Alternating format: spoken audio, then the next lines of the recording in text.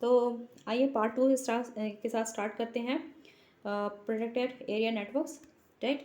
और आपसे रिक्वेस्ट है, वाईशाइस को सब्सक्राइब कीजिए, इन वीडियोस को लगातार देखते रहिए, बहुत सारे वीडियोस आ रहे हैं, तो आप बेल नोटिफिकेशन को ज़रूर दबाइए। और जो टेस्ट सीरीज़ आपने अगर ज्वाइन की है ज़रूर फॉलो करिए, रिलीजियसली टाइम टेबल को फॉलो करिए, फाउंडेशनल वीडियोस को बिल्कुल इग्नोर मत कीजिए, ताकि आपका जो फाउंडेशन है वो स्ट्रॉन्ग रहे।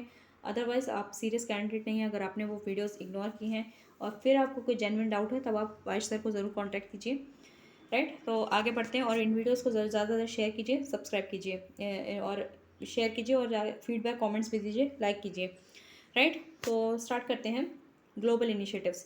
तो अब हमने अभी तक नेशनल इनिशिएटिव्स देख लिया, अब हम ग्लोबल लेवल पर क्या हो रहा है कंजर्वेशन के लिए, प्रोटेक्टेड एरियाज़ के लिए क्या किया जा रहा है उसे जानते हैं। तो मैन एंड बायोस्फीयर ये एक प्रोजेक्ट स्टार्ट किया गया था, ये प्रोग्राम स्टार्ट किया गया था MAB, man and biosphere programme. तो ये इंटर गवर्नमेंटल साइंटिफिक प्रोग्राम है, राइट। तो इसका एम क्या है, इसका लक्ष्य क्या है, साइंटिफिक बेसिस प्रोवाइड करना इम्प्रूवमेंट के लिए, जो पीपल और उनके जो इन्वायरमेंट है उसके लिए, उसे प्रिजर्व करने के लिए, एक तरह से इम्प्रूव करने के लिए साइंटिफिक बेसिस अपनाया जाए, राइट, साइंटिफिक अप्रोच लगाई जाए। तो ये उसका एम है। तो इसे अर्ली 1970s में इसे लॉन्च किया गया था। और ये इंटरडिसिप्लिनरी, मतलब इसमें सिर्फ ये नहीं कि सिर्फ जोग्राफी इन्वॉल्व है, जोग्राफर्स इन्वॉल्व है या फिर सिर्फ बायोलॉजिस्ट इन्वॉल्व है। तो इसमें बहुत सारे डिसिप्लिन के लोग आ जाते हैं और इनका एजेंडा क्या है कि एक इकोलॉजिकल, सोशल, इकोनॉमिक डायमेंशन, मतलब जो बायोडाइवर्सिटी लॉस है, राइट, उसको कम से कम किया जा सके, सस्टेनेबल इसे बनाया जा सके, राइट। तो ये यहाँ पे आप देख सकते हैं मैन एंड बायोस्फीयर प्रोग्राम, यहाँ पे यूनाइटेड नेशन एजुकेशनल रिसर्च, तो ये यूनेस्को का काम है, राइट। आगे बढ़ते हैं। तो ये इसके जो क्या है, ये किस चीज़ से कंसर्न होता है, इंटरफेस ऑफ साइंटिफिक एनवायरमेंटल, मैंने बताया था मल्टी डिसिप्लिनरी है, राइट। तो इन्वायरमेंट आ गया, इसमें साइंस आ गया, इसमें सोसाइटी आ गई, राइट, सोशल स्टडीज़ वाले आ गए, तो डेवलपमेंटल इशू, इकोनॉमिक्स भी आए थे क्योंकि डेवलपमेंट भी ज़रूरी है।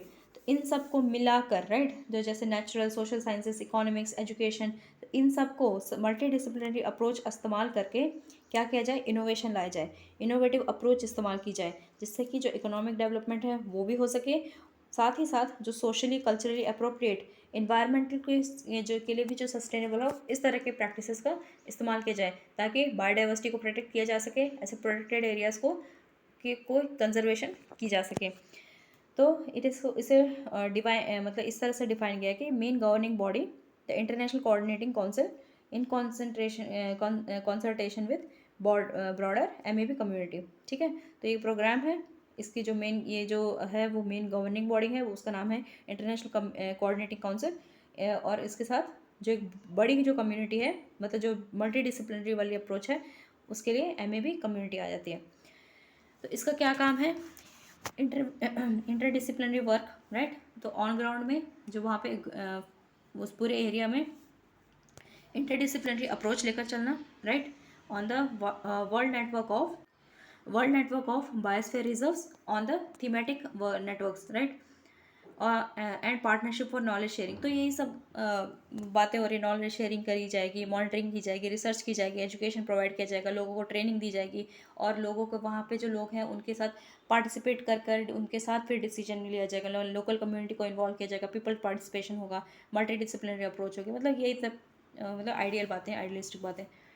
फिर आगे देखते हैं, तो इससे क्या होता है, it predicts the consequences of today's action, ठीक है। तो ये क्या करता है कि आज हम ये कर रहे हैं, अगर कोई प्रोजेक्ट कहीं पे लगा रहा है, कोई कुछ चल रहा है वहाँ पे, राइट, वहाँ पे कुछ प्लान हो रहा है, यहाँ पे ये इंडस्ट्री लगेगी, तो हम जो आज का काम कर रहे हैं, कल का उस पर क्या असर पड़ेगा, उन सबको प्रेडिक्ट करना, राइट, और लोगों को उसके बारे में जागरूक करना, एफिशिएंटली कि नेचुरल रिसोर्स को किस तरह से मैनेज किया जाए, उन सब पर काम करना, और ह्यूमन पॉपुलेशन को और एनवायरनमेंट को बचाया कैसे जाए, उसके बारे में ये एक तरह से चिंतन मनन करते हैं और फिर बाद में उस पर डिसीजंस लेते हैं। फिर हम आते हैं सबसे पहले इस पर बायोस्फीयर रिजर्व में, राइट। तो फिर जो इंटरनेशनल कोऑर्डिनेशन काउंसिल है ICC, जो कि यूनेस्को की है, नवंबर 1971 में उसने ये डेजिग्नेशन इंट्रोड्यूस किए थे, जिसे कहते हैं biological reserve for natural areas, ठीक है, बायोलॉजिकल रिजर्व्स है। तो ये जो कॉन्सेप्ट है बायोलॉजिकल रिजर्व्स का, इसे एक टास्क फोर्स है, उसने और आगे जाके इसे मतलब निखारा, रिफाइन किया, राइट। तो जो कि यूनेस्को की MEB प्रोजेक्ट के तहत आती है 1974 में, और उसे 1976 में फाइनली लॉन्च किया गया था, फॉर्मली उसे लॉन्च किया गया था। ठीक है, तो फिर बायोस्फीयर रिजर्व होता है वो एक इंटरनेशनल डेजिग्नेशन होता है, राइट। कौन देता है? यूनेस्को। उसमें ये क्या रिप्रेजेंट करता है? नेचुरल कल्चरल लैंडस्केप्स होते हैं कुछ ऐसे जो काफ़ी नेचुरल हैं, राइट, और वहाँ पे उसकी कल्चरल वैल्यू भी हो गई। जैसे इंडिया का तो अब काफ़ी जहाँ पे मतलब ये अर्बनाइजेशन नहीं, आई थिंक हर पार्ट ऐसा ही है, कल्चरल और नेचुरल लैंडस्केप ही है। तो extending over a large area of terrestrial coastal, यहाँ पे टेरेस्ट्रियल भी इन्वॉल्व है, कोस्टल एरिया भी इन्वॉल्व है, मराइन इकोसिस्टम भी इन्वॉल्व है, राइट। तो उसके कुछ मतलब वहाँ पे इंपॉर्टेंस होनी चाहिए, और उसे उससे मतलब बचाने के लिए ये इस तरह का डेजिग्नेशन दिया जाता है बायोस्फीयर रिजर्व का। तो ये कुछ स्पेशल इन्वायरमेंट्स होते हैं जो बायोस्फीयर रिजर्व होते हैं, स्पेशल इन्वायरमेंट होते हैं वहाँ के लोग के लिए भी और नेचर के लिए भी, राइट। वहाँ पे कैसे इंसान नेचर के साथ को एग्जिस्ट करके, दोनों एक साथ अच्छी तरह से सामंजस्य बैठाकर को एग्जिस्ट करके एक दूसरे की जो ज़रूरतें हैं, नीड्स हैं, उनकी रिस्पेक्ट करके किस तरह से वो जो इंसान है वो नेचर की रिस्पेक्ट कर रहा है, और जो नेचर है इंसान के लिए तो वैसे ही बहुत कुछ करता है, राइट। तो एक दूसरे के साथ को एग्जिस्टेंस में किस तरह से सामंजस्य में कैसे रह रहे हैं, तो उसे ये रिप्रेजेंट करते हैं। तो ऐसे कुछ एरियाज़ को, स्पेशल इन्वायरमेंट्स को बायोस्फीयर रिजर्व कहते हैं। बायोस्फीयर रिजर्व्स होते हैं ऐसे साइट्स होते हैं जो कि कंट्रीज एस्टैब्लिश करती हैं, ये इनका जो एस्टैब्लिश करने का राइट होता है वो कंट्री के पास होता है। वैसे तो ये किसके तहत आता है?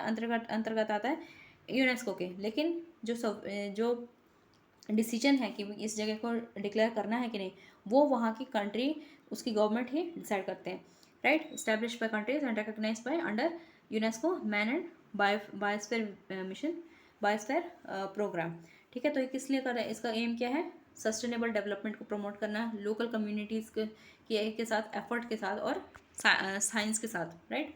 अच्छे उस पर साइंस का भी एप्लीकेशन।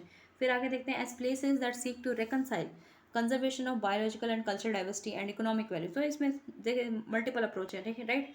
इसके साथ कंजर्वेशन ऑफ बायोलॉजिकल, राइट, वहाँ की जो बायोडाइवर्सिटी है उसका कंजर्वेशन हो गया, वहाँ की कल्चरल वैल्यू को, कल्चरल डाइवर्सिटी को भी प्रिजर्व करना, वहाँ पे जो लोकल एरिया है, मतलब वहाँ पे जो इकोनॉमी है उसे भी वाइबल रखना। ये नहीं कि वहाँ पे सिर्फ कंजर्वेशन चल रहा है, वहाँ पे कुछ नहीं, वहाँ पे कोई इकोनॉमिक एक्टिविटी नहीं हो पा रही है, ऐसा भी नहीं है। और वहाँ पे डेवलपमेंट करना, राइट। तो जो वहाँ पे लोग हैं और नेचर है, दोनों का डेवलपमेंट बराबर होना चाहिए। तो ये आइडियल है, right, to test and demonstrate innovative approaches to sustainable development. तो इस तरह से हम सस्टेनेबल डेवलपमेंट की ओर आगे बढ़ सकते हैं, उसकी तरफ एक कदम उठा सकते हैं। अब ये जो बायोस्फीयर रिजर्व है उनके कुछ कैरेक्टरिस्टिक, कुछ लक्षण देख लेते हैं क्या होते हैं। तो ऐसे एरिया, जो हर एक ऐसा बायोस्फीयर रिजर्व है वो प्रोटेक्टेड एरिया होता है, लैंड या फिर कोस्टल एरिया हो गया, जहाँ पे लोग वहाँ के इंटीग्रल पार्ट होते हैं। ठीक है, लोग काफ़ी इंपॉर्टेंट होते हैं, इसलिए बायोस्फीयर रिजर्व मतलब वहाँ पे लोगों के साथ ज़रूरी होता है। तो ये नेटवर्क होता है, राइट। तो ये इंटीग्रल कंपोनेंट होता है उस सिस्टम का, वहाँ पे जो रहने वाले लोग होते हैं। Together they constitute world wide network, right, linked by international understanding. तो जो वहाँ पे जो हम लोग अब वहाँ पे साइंटिफिक अप्रोचेस लगाएंगे, वो वहाँ पे काम करेगा कि नहीं, वो किससे समझ में आएगा? वहाँ के लोकल लोगों को ही ज़्यादा अच्छे से समझ में आएगा। उनके साथ मिलकर प्रोटेक्शन करना, राइट, फिर साथ मिलकर कंजर्वेशन करना।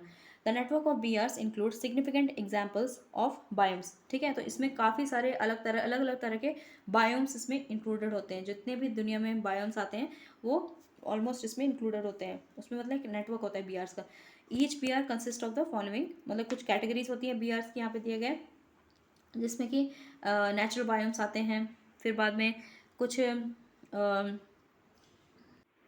तो जो वहाँ पे कुछ यूनिक कम्युनिटीज़ होती हैं, राइट, या वहाँ पे यूनिक बायोडाइवर्सिटी होती है।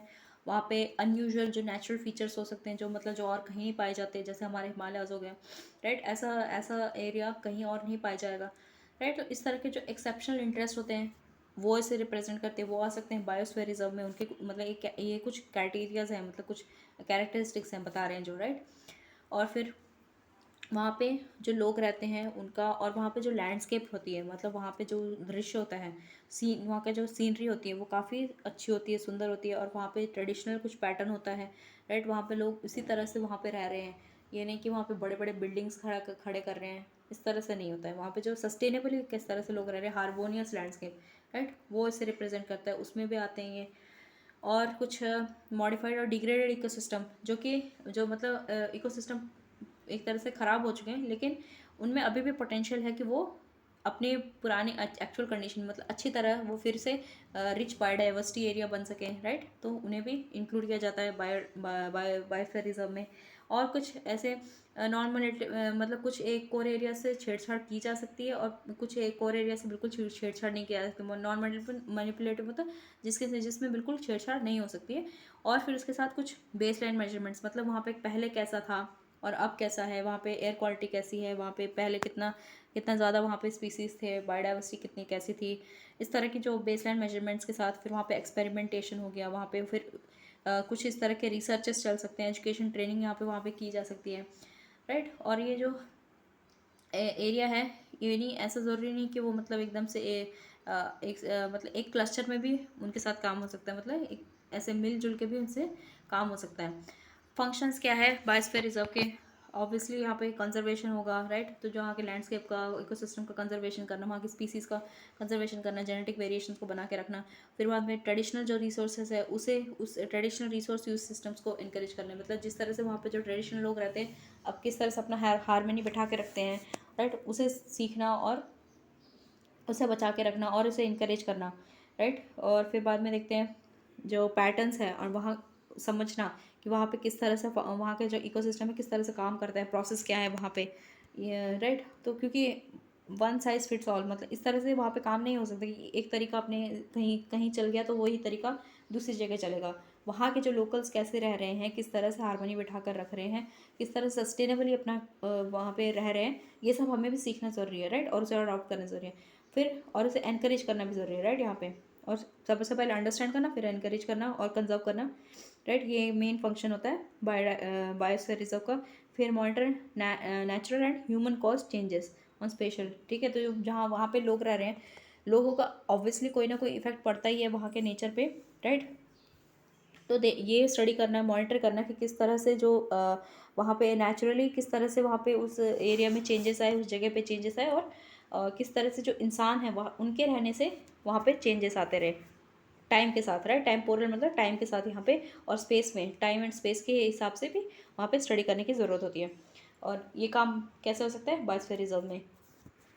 फिर आगे देखते हैं इसका डेवलपमेंट क्यों करना चाहिए, क्योंकि एक क्या करता है लोकल लेवल पर और वहाँ की इकोनॉमी डेवलपमेंट, कल्चरली सोशली और इकोलॉजिकली सस्टेनेबल वहाँ पे रहते हैं, तो फिर उसे इसी तरह से डेवलप किया जाए तो ज़्यादा अच्छा होता है, सस्टेनेबिलिटी बढ़ती है। और फिर ऐसे कुछ स्ट्रैटेजीज़ को मतलब डेवलप करना, जिससे कि जो नेचुरल रिसोर्सेज है उसके इम्प्रूवमेंट के लिए जो स्ट्रैटेजीज़ बनाना, राइट, लोकल्स के साथ मिलके। फिर अब आते हैं लॉजिस्टिक सपोर्ट में, ठीक है। तो क्या करता है ये जो वहाँ पे रिसर्च है, मॉनिटरिंग का काम है, एजुकेशन है, इंफॉर्मेशन एक्सचेंज, इन सब से रिलेटेड, मतलब जो वहाँ पे लोकल्स हैं उनके साथ हम एक्सचेंज करें और हम कुछ ऐसे प्रैक्टिसेस बताएं जिससे कि वो मतलब वहाँ पे कंजर्वेशन का काम और अच्छी तरह से कर सके, राइट। तो फिर एक ग्लोबल इश्यूज़ है ऑफ कंजर्वेशन और डेवलपमेंट के। फिर शेयर्ड नॉलेज जनरेटेड, तो ये वहाँ पे रिसर्च के थ्रू वहाँ पे नॉलेज शेयर करना, ट्रेनिंग करना, एजुकेशन करना, कम्युनिटी स्पिरिट को बढ़ावा देना, राइट। ये सब बातें कही हैं वहाँ पे नेचुरल रिसोर्स को वो करने के लिए। बेनिफिशरीज कौन कौन हो सकते हैं, जो वहाँ पे लोकल एरिया के लोग, वहाँ पे लोकल पीपल हैं, और फिर वहाँ की इकोलॉजी है, वहाँ पे जो रिसोर्सेज है उनको, और फिर एज अ होल कम्युनिटी को, मतलब पूरे वर्ल्ड कम्युनिटी को भी इनडायरेक्टली उससे बेनिफिट मिलता ही है, राइट। आगे बताते हैं इंडियन का। अब इंडिया का क्या अप्रोच है, an Indian approach biosphere reserves. इसमें क्या होता है, it is the ecological diversity that makes India is one of the mega diversity, क्योंकि इंडिया में हमें पता है यहाँ पे काफ़ी ज़्यादा डाइवर्सिटी है। यहाँ पे हर तरह की मतलब आपको देख सकते हैं क्लाइमेट मिलता है सब कुछ, राइट। तो यहाँ पे इसलिए बताया गया कि इकोलॉजिकल डाइवर्सिटी इंडिया की बहुत ज़्यादा, इसलिए इसे मेगा डाइवर्सिटी रीजन कहा जाता है ऑफ द ग्लोब। तो एफर्ट्स क्या क्या हैं जिन्हें efforts are on to designate at least एक, राइट, एटलीस्ट एक बायोस्फीयर रिजर्व एक बायो जियोग्राफिक प्रोविंसेस से निकलना चाहिए, मेरे को निकलना चाहिए, मतलब उसे डेजिग्नेट करना चाहिए। ये इस तरह की मतलब इंडियन अप्रोच लगाई जा रही है, राइट। फिर आगे देखते हैं नेशनल बायोस्फीयर रिजर्व प्रोग्राम। सो जो नेशनल बायोस्फीयर रिजर्व प्रोग्राम है इसे 1986 में शुरू किया गया था, इनिशिएट किया गया था। इसे क्या इंश्योर करने के लिए कि जो लोकल, जो वहाँ पे लोकल लोग रह रहे हैं, लोकल पीपल रह रहे हैं, उनके पार्टिसिपेशन के साथ किस तरह से हम लोग जो वहाँ उनकी लाइवलीहुड को भी बचा सकें, उनकी लाइवलीहुड इंप्रूव कर सकें, राइट, उनकी मतलब इकोनॉमी, सोशो इकोनॉमिक कंडीशन कैसे सुधार सकें, लेकिन ये सब किस तरह से सस्टेनेबल किया जाए। वहाँ पे जो वहाँ की बायोडाइवर्सिटी है, राइट। वहाँ पे जो इकोलॉजी है, वहाँ पे इन्वायरमेंट है, उसे किसी तरह का नुकसान नहीं पहुँचाया जाए, राइट, सस्टेनेबली किया जाए। ऑब्जेक्टिव्स आपके वही सेम ऑब्जेक्टिव्स होंगे, राइट। यहाँ पे मल्टीफेस्टेड रिसर्च और मॉनिटरिंग हो सके, जेनेटिक डाइवर्सिटी को और वहाँ पे जो स्पीसीज़ है उन्हें सेफ गार्ड किया जा सके, उनकी प्रोटेक्शन की जा सके, ताकि उस पर, क्योंकि उस पर एवोल्यूशन डिपेंड करता है। फिर वहाँ पे डाइवर्सिटी इंटेग्रिटी ऑफ प्लांट्स, ये सबको कंजर्व किया जा सके, वहाँ पे डाइवर्सिटी को बचाया जा सके, राइट। वहाँ पे जो नेचुरल इकोसिस्टम है उसका प्रिजर्वेशन हो सके। और फिर हमें ये जानने की ज़रूरत है जो बायोस्फीयर रिजर्व्स है वो कोई सब्स्टिट्यूट या फिर ऑल्टरनेटिव नहीं है, राइट। ये एग्जिस्टिंग प्रोटेक्टेड एरियाज का एक मतलब एक पार्ट है, राइट। री enforcement of the existing protected areas, ये मतलब नेशनल पार्क्स का कोई सब्स्टिट्यूट नहीं है या फिर सेंचुरीज का कोई सब्स्टिट्यूट नहीं है। तो इसका जो ऑब्जेक्टिव वो है क्या है कि जो कोर ग्रुप एक्सपर्ट्स हैं, ठीक है, वो ये बताते हैं कि इनका काम ये है, जो बायोस्फीयर रिजर्व्स हैं, कुछ एक्सपर्ट्स का ये मतलब के द्वारा बताया गया है। और क्या करना है, एजुकेशन ट्रेनिंग प्रोवाइड करना, सस्टेनेबल यूज़ किस तरह से करना है नेचुरल रिसोर्सेज का, अप्रोप्रिएट टेक्नोलॉजी लगाकर, राइट। और वहाँ के लोगों की इकोनॉमिक कंडीशन को भी सुधारना, उसका उनके वेलबींग का भी ख्याल रखना, राइट। और फिर बाद में these objectives should be oriented in a way that BRs are the units wherein biological, socio-economic, cultural dimension of conservation are integrated together in a realistic, मतलब यहाँ पे इस तरह से नहीं कि एकदम आइडियलिस्टिक बन जाए, इस तरह से किया जाए कि जो वहाँ के लोकल कम्युनिटीज़ हैं उनके हितों की रक्षा के हो सके, साथ ही साथ जो इन्वायरमेंट है उसके साथ भी किसी तरह का कॉम्प्रोमाइज़ ना हो सके, राइट। तो उस तरह से एजुकेशन ट्रेनिंग का इसमें काफ़ी ज़्यादा रोल है और लोकल पार्टिसिपेशन भी काफ़ी क्रूशियल है, राइट। अब आगे बढ़ते हैं। तो सिलेक्शन किस तरह से किया जाता है किसी भी एरिया को अगर बायोस्फीयर रिजर्व डिक्लेयर करना है, क्योंकि इंडियन अप्रोच क्या है कि हर बायोजियोलॉजिकल एरिया से, प्रोविंस से एक बायोस्फीयर रिजर्व डेजिग्नेट किया जाए, राइट। तो अब उसे सेलेक्ट करना है तो किस तरह के क्राइटेरिया उस पर लगाए जाएंगे। हम हर जगह को, कल के दिन हम बैंगलोर के एकदम पॉश एरिया को नहीं कह सकते यहाँ पे बायोस्फीयर रिजर्व हम बनाएंगे, राइट। तो कुछ क्राइटेरियाज हो सकते हैं। तो देखिए, तो criteria for selection of sites for BRs, तो यहाँ पे कुछ कोर ग्रुप्स हैं, कुछ एक्सपर्ट लोग होते हैं जिन्होंने इन पर काफ़ी रिसर्च की होती है, जो इसके बारे में काफ़ी जानकार होते हैं। तो उन्होंने कुछ लिस्ट दी है। तो 1979 में उन्होंने एक लिस्ट प्रोवाइड की थी, कुछ क्राइटेरियाज बताए थे, कुछ मापदंड बताए थे, राइट। तो प्राइमरी क्राइटेरिया क्या है, a site that must contain an effective protected and minimally disturb core area, right. ठीक है, अब एक कोर एरिया मान सकते हैं जो वे जिससे काफ़ी कम लेवल पे डिस्टर्ब किया गया हो, राइट। वहाँ पे इंसानों ने जाकर वहाँ पे पेड़ काटना शुरू नहीं किया हो, वहाँ पे उसे उसी कंडीशन में मेंटेन करके रखा गया हो, और उसकी जो नेचर कंजर्वेशन की जो वैल्यू है वो काफ़ी ज़्यादा हो, राइट। और उसके बाद एडिशनल लैंड वाटर सूटेबल, ठीक है। तो फिर वहाँ पे और उसमें जो लैंड है, वाटर है, रिसर्च और डेमोन्स्ट्रेशन के लिए भी काफ़ी उपयुक्त होती है, राइट। ये उसमें बताया गया है। फिर क्या है, the core area should be typical of a bio geographical unit and large enough to sustain viable populations. तो यहाँ पे ये बताया गया, जो एक टिपिकली जो कोर एरिया होता है वो एक बायो जियोग्राफिकल यूनिट होता है, राइट। बायो जियोग्राफी आप समझ सकते हैं, बायो और ज्योग्राफी, तो ऐसा यूनिट होता है, इतना होता है कि वहाँ पे जो पॉपुलेशन है उसे ठीक ठाक तरह से उसे वहाँ पे संभाल सकें, राइट। वहाँ पे वो जो पॉपुलेशन है संभाल सके, और सारे ट्रॉफिक लेवल्स, राइट, यहाँ से हर्बीवोर्स से कार्निवोर्स, ओमनीवोर्स, तो सारे ट्रॉफिक लेवल्स को अपनी तरह सस्टेनेबली अपने अंदर ये रख सके। और फिर सेकेंडरी क्राइटेरिया क्या होता है, राइट। फिर सेकेंडरी क्राइटेरियाज में आते हैं, वहाँ पे कुछ रेयर और इंडेंजर्ड स्पीसीज़ हो तो और भी अच्छा है, और वहाँ पे सॉइल और माइक्रो क्लाइमेटिक कंडीशंस होती हैं, वो भी उनमें भी काफ़ी डाइवर्सिटी हो, वहाँ पे काफ़ी तरह की इंडिजिनस वैरायटी ऑफ बायोटा, मतलब वहाँ पे कुछ ऐसे स्पीसीज है जो वहीं पे पाए जाते हैं, इंडिजिनस, राइट, वहाँ पे ही पाए जाते हैं, तो इंडिजिनस वैरायटीज़ हो गए। और फिर areas potential for preservation of traditional, tribal और रूरल मोड्स ऑफ लिविंग, मतलब जो वहाँ पे एरिया है, वहाँ पे जो ट्रेडिशनली वहाँ पे ट्राइबल लोग रहते हैं तो वो किस तरह से रहते हैं, और उनके जो लाइफस्टाइल है उसे प्रिजर्व करके रखना, ताकि जो वहाँ पे इन्वायरमेंट के साथ हारमोनियसली वहाँ पे इंसान रह सके।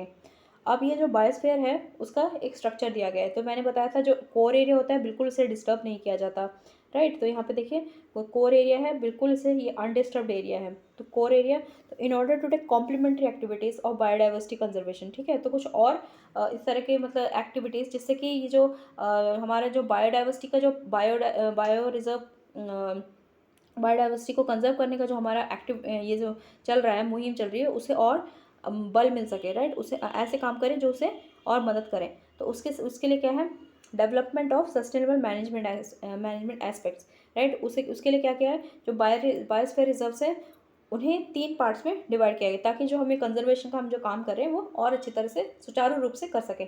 तो पहला है अनडिस्टर्ब कोर एरिया, ठीक है। तो यहाँ पे बिल्कुल इससे डिस्टर्बेंस नहीं होता। फिर कुछ तरह से कुछ थोड़ा बहुत ह्यूमन हैबिटेशन जहाँ पे इन्वॉल्व मतलब हो सकता है, जहाँ पे जिसे कहते हैं बफर एरिया। और फिर बाद में ट्रांजिशन जोन, डिटेल में यहाँ पे पढ़ते हैं। तो पहला आता है कोर एरिया, कोर जोन, जो हमने देखा एकदम अंदर था, ठीक है। तो कोर जोन में क्या आता है, वहाँ पे ये पूरी तरह से अनडिस्टर्ब होता है, ठीक है। यहाँ पे किसी तरह की डिस्टर्बेंस अलाउड नहीं है, बिल्कुल मैनिपुलेशन यहाँ पे अलाउड नहीं होती है। तो it must contain suitable habitat. तो यहाँ पे बहुत सारे न्यूमरस अलग अलग तरह के एनिमल्स, प्लांट्स वहाँ पे मौजूद होने चाहिए। और वहाँ पे हाई ऑर्डर के प्रेडेटर्स भी होने चाहिए। प्रेडेटर्स आप समझ सकते हैं जो शिकार करते हैं, वो भी उसमें होने चाहिए। और कुछ ऐसे सेंटर्स ऑफ एंडेमिज्म, मतलब कुछ ऐसे प्लांट्स ये सब जो होते हैं वो वहीं पे पाए जाएँ, राइट। उन्हें वहीं पे प्रिजर्व करके रखा जाए। तो ये उसके कुछ फीचर्स हैं, राइट, कोर एरिया के। और कोर एरिया में काफ़ी लीगल प्रोडक्शन होती है, वहाँ पे रिसर्च ये सब अलाउड नहीं होता। और अगर होता भी है तो इस तरह से कि वहाँ पे जो नेचुरल प्रोसेसेस है उसे बिल्कुल भी तरह की डिस्टर्बेंस ना हो सके। और स्ट्रिक्ट नेचर रिजर्व्स, ठीक है, जो स्ट्रिक्ट नेचर रिजर्व्स होते हैं, विल्डरनेस पोर्शंस होते हैं उस एरिया के, जिसे कोर एरिया और बायोस्फीयर रिजर्व डिक्लेयर कर दिया जाता है। और जो कोर एरिया है वो पूरी तरह से जो ह्यूमन प्रेशर, राइट, वहाँ पे जो इंसान है जाके अपने गाय मवेशी नहीं चरा सकते हैं, वहाँ पे पेड़ नहीं काट सकते हैं, ठीक है। तो ये काम वहाँ पे अलाउड नहीं होता। तो जिस वजह से वहाँ पे वो जो एरिया है वो उसी हाल में रहता है, उसे उसी तरह से कंजर्व कर दिया जाता है। फिर आता है बफर जोन, वहाँ पे जो कोर एरिया के आसपास का जोन जो उसे सराउंड करके रखता है, राइट, घेर कर रखता है। तो यहाँ पे कुछ एक्टिविटीज़ यहाँ पे अलाउड होती हैं। It uses and activities are manage in a way that protect the core zone. तो इस तरह से की जाती है कि जो कोर जोन है उसे बचा के रखा जा सके, राइट। तो ये देखते हैं। तो these activities include restoration, demonstration sites for enhancing value addition to the resources, ठीक है। तो जो वहाँ पे resources हैं उन्हें बचा के रखने के लिए, उनके रिस्टोर करने के लिए, और वहाँ पे इस तरह की एक्टिविटीज़ अलाउड होती हैं। लिमिटेड रिक्रिएशन, मतलब वहाँ पे थोड़ी बहुत टूरिज़्म भी अलाउड होती है, लेकिन उस ये जो एक्टिविटीज़ इन्वॉल्व हैं उस पर भी कुछ तरह के लेवल ऑफ रेस्ट्रिक्शंस होते हैं। मतलब एक तरह से पूरी खुली छूट नहीं होती, लेकिन थोड़ी बहुत एक्टिविटी वहाँ पे अलाउड होती है, ठीक है। तो जिससे कि जो कोर जोन है उस पर कम प्रेशर पड़े, ओके। फिर वहाँ पे एजुकेशनल एक्टिविटीज़ को इनकरेज किया जाता है, रिसर्च को इनकरेज किया जाता है। और ह्यूमन एक्टिविटीज़ हो गए, अगर नेचुरल है विद इन बायोस्फीयर उसे भी परमिट कर दिया जाता है, जिससे कि जो वहाँ की इकोलॉजिकल डाइवर्सिटी को, ऐसे हर चीज़ को परमिट वहाँ पे कर दिया जाता है जिससे कि इकोलॉजी डाइवर्सिटी, वहाँ की इकोलॉजी को पर बुरा असर ना पड़े, राइट। फिर देखते हैं ट्रांजिशन जोन। अब ट्रांजिशन जोन में क्या आता है, यहाँ पे देख सकते हैं ये कहाँ था, सबसे बाहर था। तो ट्रांजिशन जो पार्ट है वो बायोस्फीयर रिजर्व का आउटर मोस्ट पार्ट होता है। ये मोस्टली डीलिमिटेड होता है, मतलब इसमें एक तरह ये स्ट्रिक्ट जोनिंग नहीं होती है यहाँ पे। और यहाँ पे कॉपरेशन होता है, राइट। यहाँ पे कंजर्वेशन, नॉलेजमेंट, मैनेजमेंट स्किल्स ये सब अप्लाई किए जाते हैं, ओके। और फिर बाद में इसे इस्तेमाल किया जाता है ताकि उस बायोस्फीयर रिजर्व को अच्छी तरह से बचाया जा सके। और यहाँ पे कुछ तरह के सेटलमेंट्स अलाउड होते हैं, इंक्लूड्स कुछ सेटलमेंट्स होते हैं यहाँ पे, क्रॉपलैंड्स बनाए जाते हैं, मतलब वहाँ पे लोग फसल उगा सकते हैं, फॉरेस्ट को मैनेज कर सकते हैं, फॉरेस्ट को मतलब उस जंगल को मैनेज कर सकते हैं। इंटेंसिव यहाँ पे रिक्रिएशन भी हो सकते हैं, लोग मतलब ज़्यादा लोग आना जाना यहाँ पे कर सकते हैं, यहाँ की इकोनॉमिक यूज़ भी किया जा सकता है, ओके। फिर वहाँ पे देखिए जो बफर जोन है और ट्रांजिशन जोन है, मैनिपुलेटिव मैक्रो मैनेजमेंट प्रैक्टिसेस, यहाँ पे जो बफर जोन में काफ़ी मतलब बड़े लेवल पे यहाँ पे माइक्रो मैनेजमेंट प्रैक्टिसेस हो सकती हैं। और experimental research areas are use for understanding the patterns. तो यहाँ पे मतलब एक तरह से रिसर्च अलाउड है और बहुत सारे हद तक एक्टिविटीज़ भी यहाँ पे अलाउड है कह रहे हैं। और मॉडिफाइड और degraded landscapes are included as rehabilitation area to restore the ecology in a way that it returns to the sustainable. मतलब यहाँ पे इस तरह से किया गया है कि यहाँ पे इस तरह से काम होता है जो बायोस्फीयर रिजर्व को बचाया जा सके, अच्छी तरह से कंजर्व करके किया जा सके, लेकिन वहाँ पे कुछ एक्टिविटीज़ भी लोग कर सकें, अपनी इकोनॉमी का भी ध्यान रख सकें, लेकिन सब कुछ सस्टेनेबल मैनर पे हो, राइट। सस्टेनेबल प्रोडक्टिविटी का ध्यान दिया जा सके।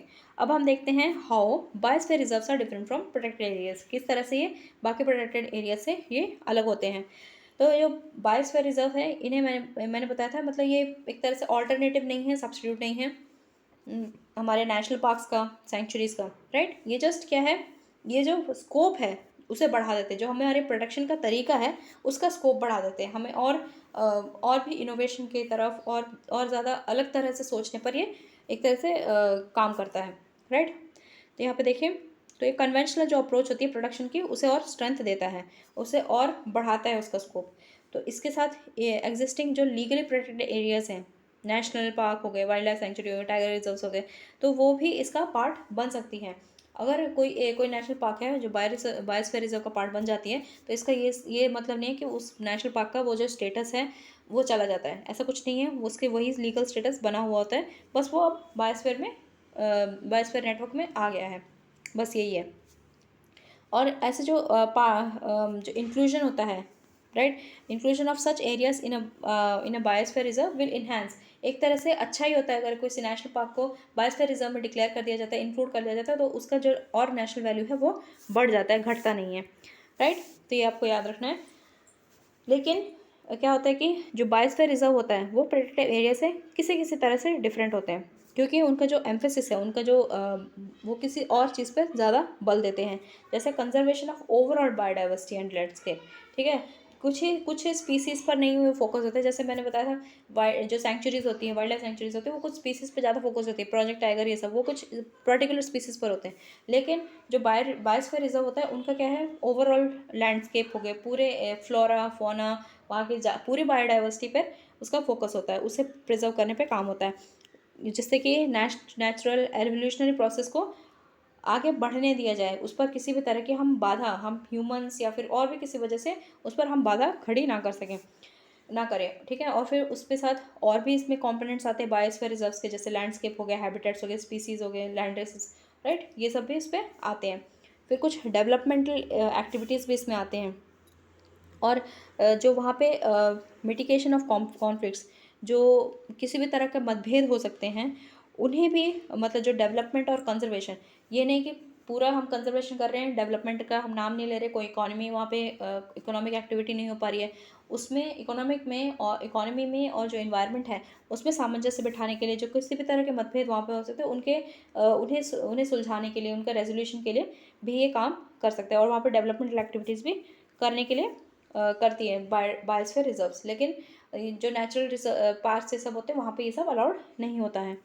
फिर ये जो है ब्रॉड बेसिंग, मतलब यहाँ पे क्या होता है, जो इसमें सिर्फ ये नहीं कि सिर्फ यहाँ पे गवर्नमेंट आ गई और वहाँ पे जो उस पर्टिकुलर एरिया का जो कोई इंसान है जिसने अपने राइट क्लेम कर दिया उसी से रिलेटेड है, ऐसा नहीं है। यहाँ पे लोगों की और भी ज़्यादा इसमें लोगों की पार्टिसिपेशन बढ़ जाती है, जिससे कि क्या होता है वहाँ पर ट्रेनिंग होता है, राइट। और फिर अगर इसे वही कंपेयर किया जाए नेशनल पार्क में, वो ऐसा नहीं होता है, ट्रेनिंग ये सब हो सकता है, लोकल पीपल को और ज़्यादा इसमें इनको इन्वॉल्व किया जाता है, और इसमें कुछ एक्सपर्ट्स भी आते हैं, ग्रुप ऑफ एक्सपर्ट्स भी इसमें आ जाते हैं क्योंकि वो जानकार होते हैं, राइट। तो इसमें इन्वॉल्वमेंट बढ़ जाता है। जो बायोस्फीयर रिजर्व्स है उसका जो स्कोप होता है वो वाइडन होता है काफ़ी, जो नेचुरल पार्क्स हैं और सेंचुरीज़ हैं। फिर बाद में और कुछ सस्टेनेबल इन्वायरमेंट फ्रेंडली डेवलपमेंट होते हैं, राइट, उन सब में भी इसका फोकस होता है। कुछ एजेंसीज बनाई जाती हैं उनमें कोऑर्डिनेशन बिठाने के लिए, सस्टेनेबल मैनेजमेंट के लिए, सस्टेनेबल कोऑर्डिनेशन के लिए, राइट। तो यही सब बातें दी गई हैं, इसमें आप पढ़ सकते हैं। रिसर्च और मॉनिटरिंग के लिए, जिससे कि वहाँ पे जो इकोलॉजिकल सिस्टम है, राइट, उस पर उसकी फंक्शनिंग के लिए, और किस तरह से वहाँ पे जो ह्यूमन इंटरवेंशन होगा तो उस तरह से किस तरह से वहाँ पे काम करना है। और Indian national man and biosphere committee है, उसमें क्या होता है, सेंट्रल गवर्नमेंट आती है, वो 2 साइट्स को, मतलब वो नए साइट्स को एक तरह से क्या करती है, आइडेंटिफाई करती है, चिन्हित करती है, उसे पहचानती है। उसके बाद फिर क्या करती है, उस पर एडवाइसेस मतलब उस पर कुछ एडवाइसेस इनवाइट करती है, मतलब कुछ लोगों की राय सलाह मशवरा मांगती है। फिर उस तरह से प्लानिंग बनाती है, कुछ पॉलिसीज़ बनाती है, प्रोग्राम्स बनाती है, गाइडलाइंस बनाती है, और फिर कुछ रिव्यू प्रोग्रेस भी चलता है, प्रोसेस भी चलता है, राइट। तो मतलब इस तरह से काफ़ी क्या बोलते हैं उसे, कंसल्टेशन ये सब चलता है, राइट। गवर्नमेंट अपने से पूरी पूरी तरह से खुद से नहीं करती है, इस पर काफ़ी ज़्यादा लोगों का सलाह मशवरा, जो क्योंकि जानकार लोग हैं उनसे जानकर फिर क्या करती है, जो मैनेजमेंट होता है बायोस्फीयर रिजर्व्स का, ये किसकी रिस्पॉन्सिबिलिटी, कंसर्न जो स्टेट है उसकी रिस्पॉन्सिबिलिटी है, और यू या फिर यूटी, और उसे जो नेसेसरी जो फाइनेंशियल असिस्टेंस प्रोवाइड करना है, मतलब जो उसे वित्तीय जो सहायता है वो करने का काम करती है ये जो biosphere reserve, management of biosphere reserve के लिए सेंट्रल गवर्नमेंट एक्चुअली रिस्पॉन्सिबल होती है, राइट। मतलब उसको मैनेजमेंट के लिए सेंट्रल गवर्नमेंट वित्तीय सहायता ये सब प्रोवाइड करती है, कुछ गाइडलाइंस देती है। एक्चुअली बेसिक रिस्पॉन्सिबिलिटी किसकी होती है, स्टेट गवर्नमेंट की, लेकिन उसे ये करने में मदद कौन करता है, सेंट्रल गवर्नमेंट। कैसे करता है, फाइनेंशियल असिस्टेंस देकर, कुछ गाइडलाइंस बनाकर, मैनेजमेंट और टेक्निकल एक्सपर्टीज प्रोवाइड कर कर, ठीक है, कि यहाँ पे इस तरह से ये प्रोजेक्ट वहाँ पे बनना चाहिए, ये प्रोजेक्ट नहीं बनना चाहिए, इससे काफ़ी वहाँ पे नुकसान होगा, राइट। और फिर उनको जो पैसे की मदद है वो भी सेंट्रल गवर्नमेंट करती है।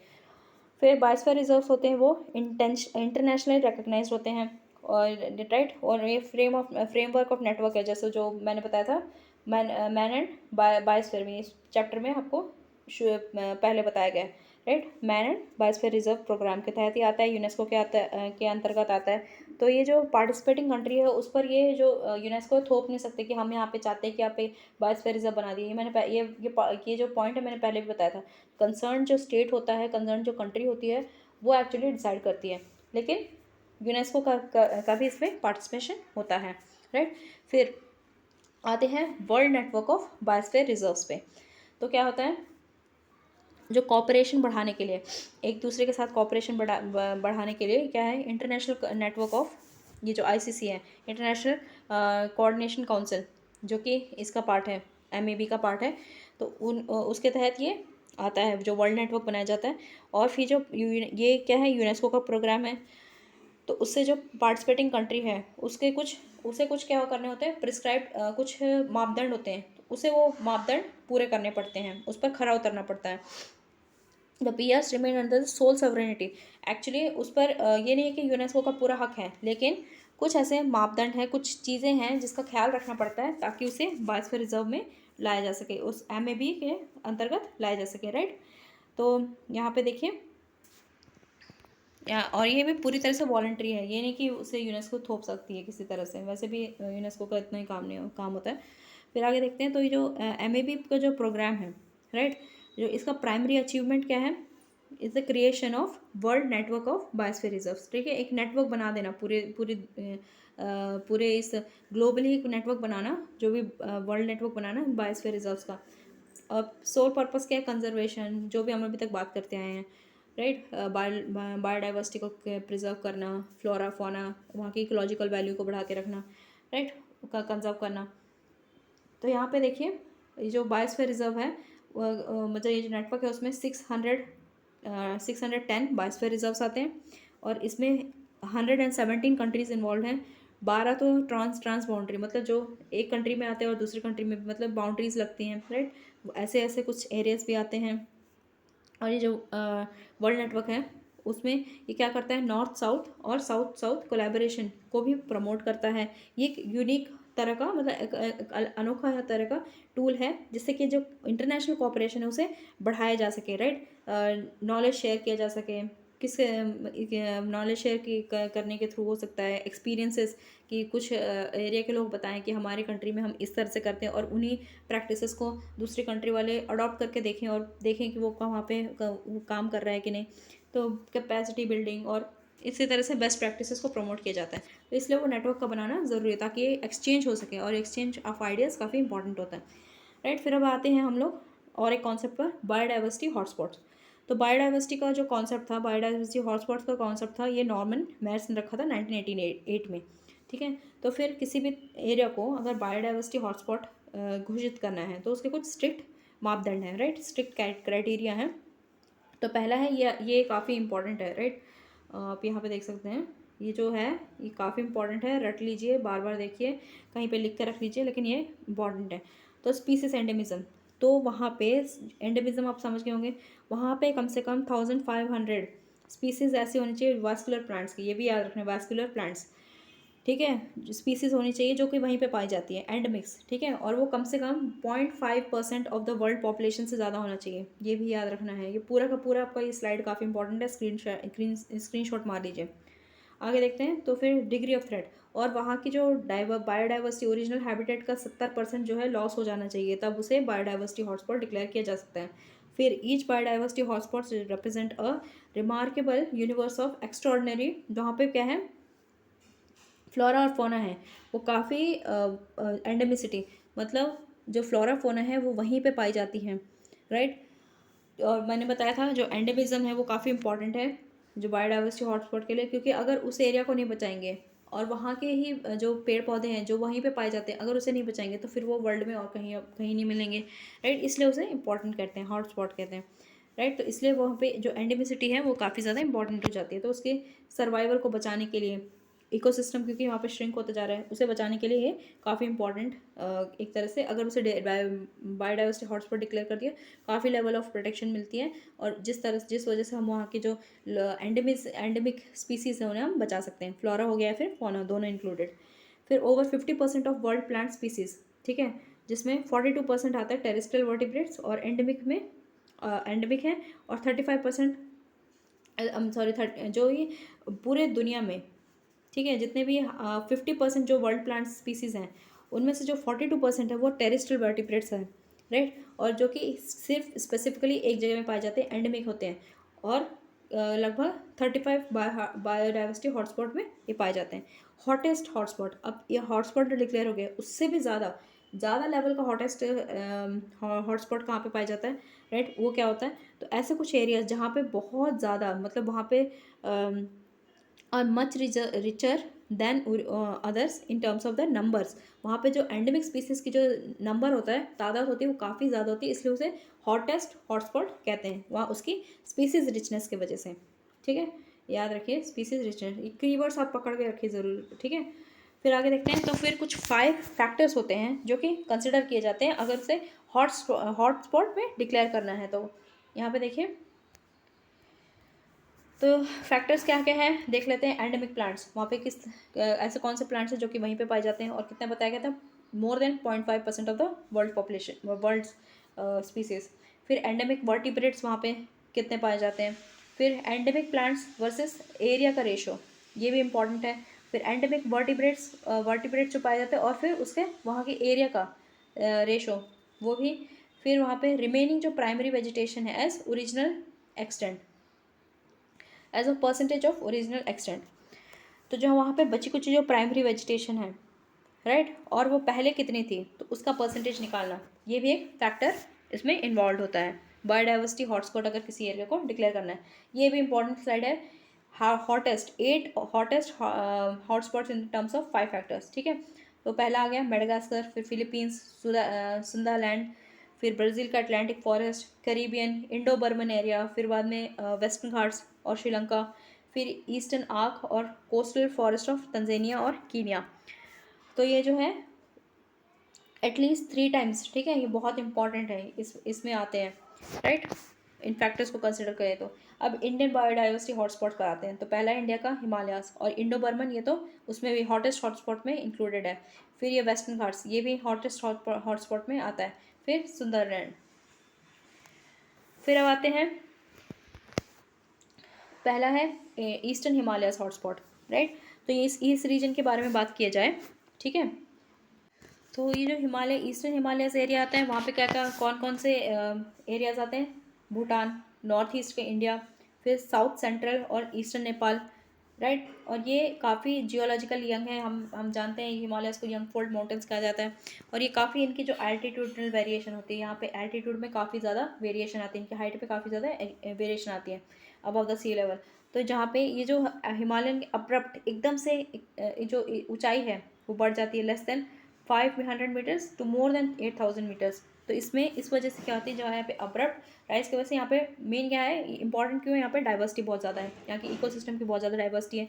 एल्यूवियल ग्रासलैंड से लेकर यहाँ पे सब ट्रॉपिकल लीफ फॉरेस्ट पाए जाते हैं। और जो इनके हिमालयन फुट हिल्स में क्या है, टेम्परेट ब्रॉड लीफ फॉरेस्ट पाए जाते हैं। इन सब के बारे में हमने पहले पढ़ चुका है डिटेल में, तो मैं एक एक वर्ड एक्सप्लेन नहीं करूँगी। फिर बाद में और इन मिड हिल्स में पाए जाते हैं। फिर बाद में यहाँ पे कॉनिफर्स फॉरेस्ट हो गए, फिर हायर हिल्स में पाए जाते हैं, फिर एल्पाइन मेडोज भी पाए जाते हैं ट्री लाइन में, राइट। तो इस तरह से बताया गया, मतलब वहाँ पे काफ़ी ज़्यादा क्यों इंपॉर्टेंट है ये, क्योंकि ये इंक्लूडेड है, क्योंकि ये क्या है बायोडाइवर्सिटी हॉटस्पॉट है। और यहाँ पे क्यों है, क्योंकि यहाँ पे एल्टीट्यूडनल वेरिएशन ज़्यादा है, और क्या है यहाँ पे बायोडाइवर्सिटी की बहुत ज़्यादा है, यहाँ पे वेरिएशंस बहुत ज़्यादा है, इसलिए इसका इंपॉर्टेंस बढ़ जाता है। हर तरह के बहुत तरह के इसमें फॉरेस्ट ये सब पाए जाते हैं। फिर दूसरा आता है इंडो बर्मा।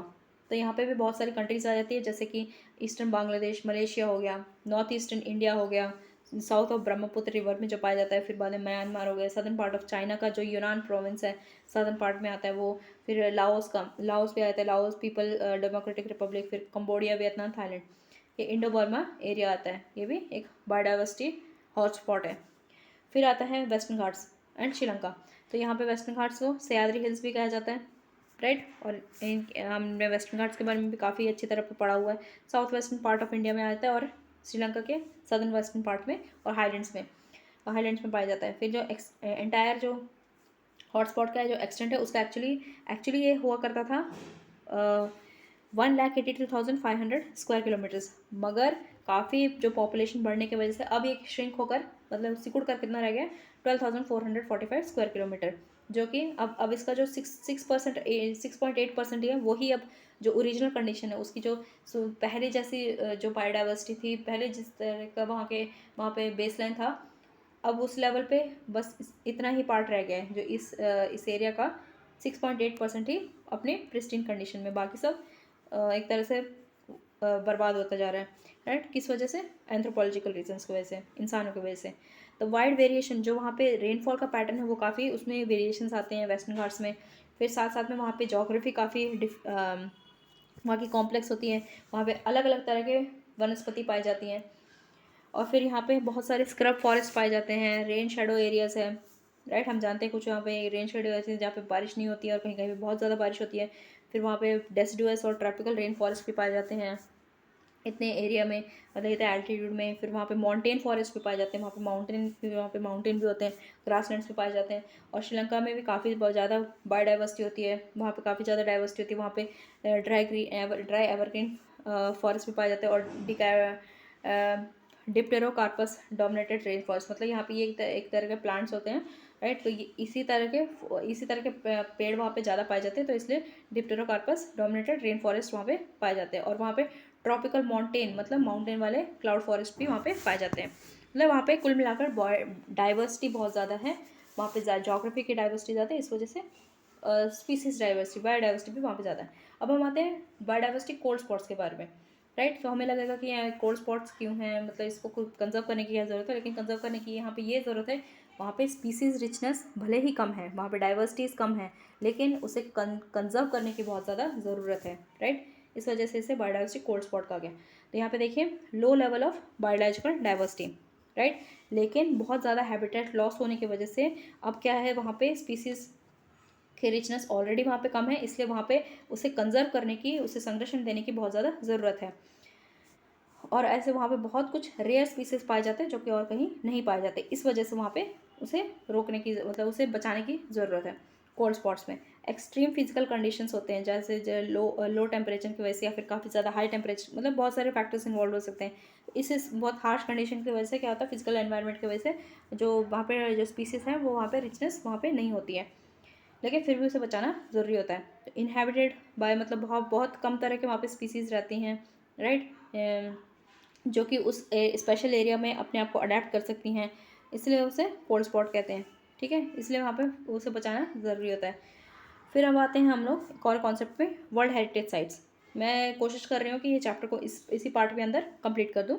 तो वर्ल्ड हेरिटेज साइट्स में आते हैं, तो यहाँ पे साइट्स का मतलब एनी साइट, जो यूनेस्को की वर्ल्ड हेरिटेज लिस्ट के हिसाब से दिया गया, एनी साइट जिसमें जो यूनाइटेड नेशन के कहता है कि जिसकी कुछ मतलब कल्चरल वैल्यू है, राइट। यहाँ पे देखिए यूनिवर्सल वैल्यू है, उसकी कल्चरल वैल्यू है, और नेचुरल मतलब एक हमारे लिए धरोहर है।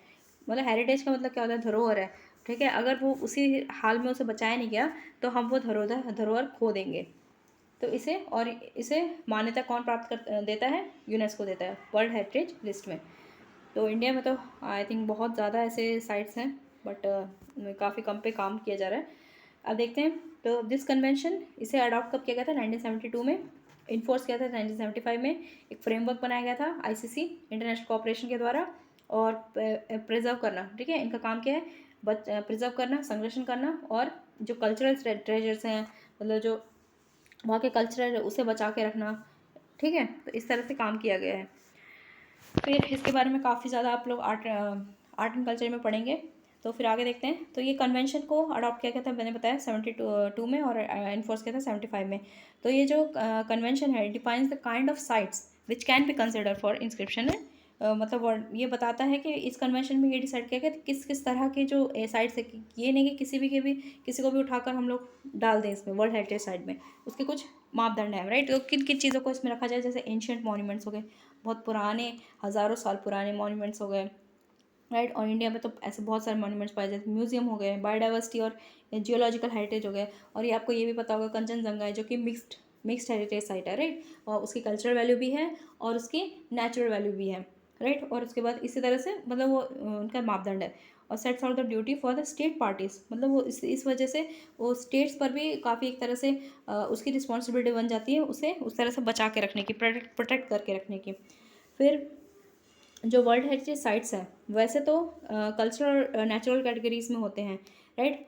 और फिर क्या है, तो मतलब यहाँ पे ये कह रहा है कि जो कल्चरल और नेचुरल कैटेगरीज तो मेन है, लेकिन ऐसा भी किया जाता है, ऐसा भी अप्रोच बनाया जाता है जब जो दोनों को कंबाइन किया जाता है। जैसे मैंने बताया था कंचनजंगा, नेचुरल इंपॉर्टेंस भी है उसकी, और कल्चरल इंपॉर्टेंस भी है। तो उस तरह से इस पर काम किया जाता है, किस तरह से इंसान अच्छी तरह से नेचर के साथ सामंजस्य करके बिठा रहे हैं, राइट। ये तो हमारे लिए एक धरोहर बन जाती है। पहला जो वर्ल्ड हेरिटेज स्टेट था वो कब पब्लिश किया गया था, 1978 में।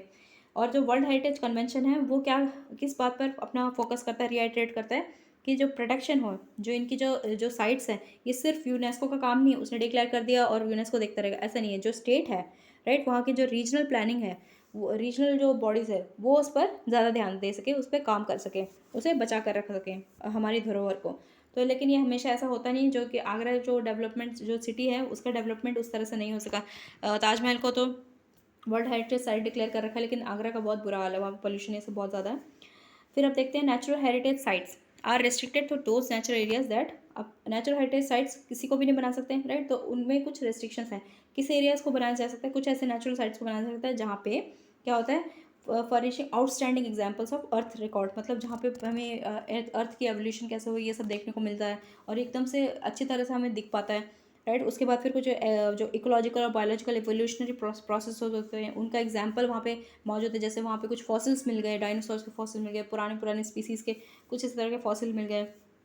फिर नेचुरल फिनोमिना, ऐसे कुछ नेचुरल फिनोमिना जो कि बहुत रेयर हैं वहीं पे पाए जाते हैं। सुपरलेटिव, जैसे अब क्या होता है, गुड, बेटर, बेस्ट, सुपरलेटिव होता है बेस्ट, ठीक है। तो उसी तरह के इस तरह के आउटस्टैंडिंग वहाँ पे कुछ ब्यूटी हो बहुत ज़्यादा, राइट। आप इमेजिन कर सकते हैं, जैसे लोग जाते हैं ताजमहल क्यों देखने जाते हैं, क्योंकि उसकी ब्यूटी उस तरह की है। लोग कंचनजंगा को क्यों रखा है इसमें, क्योंकि वहाँ की जो ब्यूटी है, जिस तरह से वहाँ पे उसका जो वैल्यू है, राइट, सिग्निफिकेंट है, वो वैसा आपको कहीं और देखने को नहीं मिलेगा। इसी तरह से फर्निश हैबिटेट्स और रेयर एंडेंजर्ड एनिमल्स, वहाँ पे कुछ ऐसे एंडेंजर्ड एनिमल्स का हैबिटेट है जो वहीं पे पाया जाता है, और वहाँ पे एक्सेप्शनल बायोडाइवर्सिटी है, बहुत ज़्यादा वहाँ पे बायोडाइवर्सिटी है। या फिर ऐसे रेयर स्पीसीज़ वहाँ पे मिलेंगे, जैसे कि वेस्टर्न घाट्स हो गए, ऐसे ऐसे रेयर स्पीसीज़ वहाँ पे मिलते हैं कि जो हम कुछ ऐसे स्पीसीज़ मिलते हैं जो कि हमें लगता है एक्सटेंट हो गए, लेकिन फिर से वो अपीयर हो जाते हैं, मिल जाते हैं।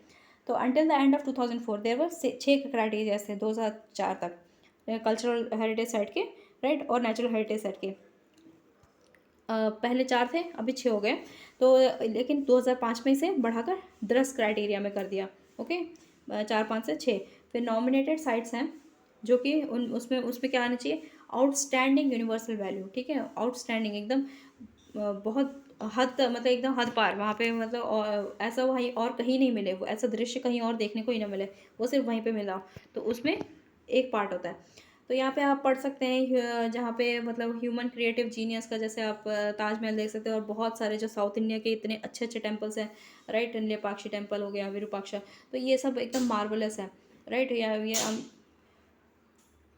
तो ये सब मतलब ह्यूमन क्रिएटिव जीनियस है ये, राइट। फिर कुछ यहाँ पे inter exchange of human values, जैसे कि हमने देखा है हमारे आर्किटेक्चर पे काफ़ी ज़्यादा फॉरेन इन्फ्लुएंस भी होता है, जैसे गोवा के जो चर्चेज़ ये सब होते हैं, राइट। तो इस तरह से जो ह्यूमन वैल्यूज़ का इंटरचेंज ये सब होना, ये होता है। टाउन प्लानिंग अगर अच्छे से हो जाए, आप खुद पढ़ सकते हैं, राइट।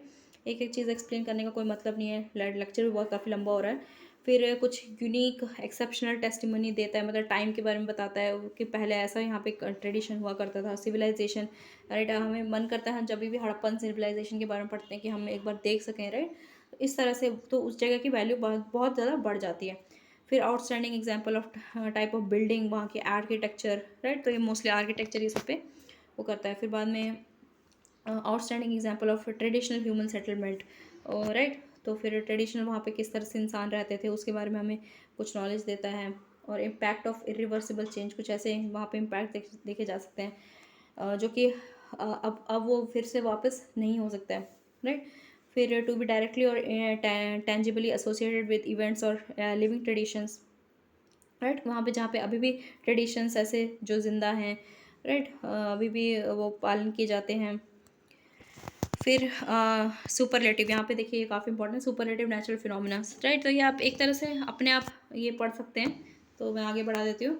तो फिर यूनेस्को ने ऐसे ही बहुत सारे न्यूमरस एफर्ट्स लगाए हैं, उन्हें फंड किया है इसे बचाने के लिए। जो वर्ल्ड हेरिटेज साइट्स है उन्हें मतलब उन्हें बचा के रखने के लिए काफ़ी ज़्यादा एफर्ट्स कर रहे हैं और मॉनेटरी हेल्प भी करते हैं।